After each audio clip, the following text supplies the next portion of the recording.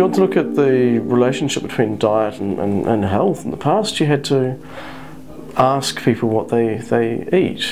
And then we do statistical relationships between eating habits and certain diseases. The problem is then that they don't remember always. Or you don't remember. What did you eat yesterday, for example? Diet is very complex, and it contains thousands of different food items, and it's very difficult with a questionnaire with a few number of questions to capture that diet and the complexity of a diet.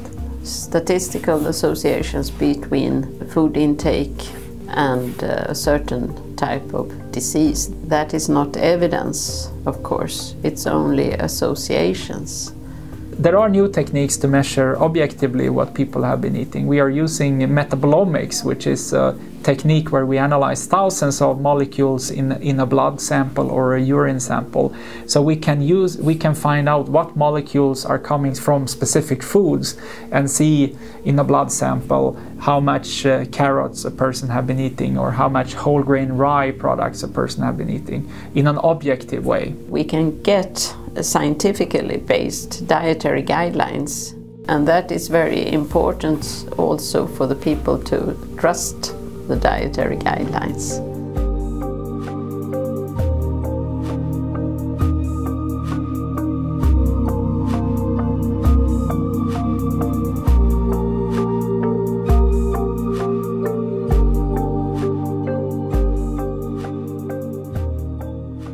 If we would do a really science fiction imagination of how it could look like, I would assume that perhaps we could have a device that we could couple to our mobile phone, taking a small blood sample, and then we can get a snapshot of our status in the body, and we could have that linked to what kind of foods specifically we would need just today. Unfortunately, the answer that often comes from researchers is it depends. But what we're trying to do is to take away some of that "it depends" and say, well, actually we know this about you, and this is specific information about you.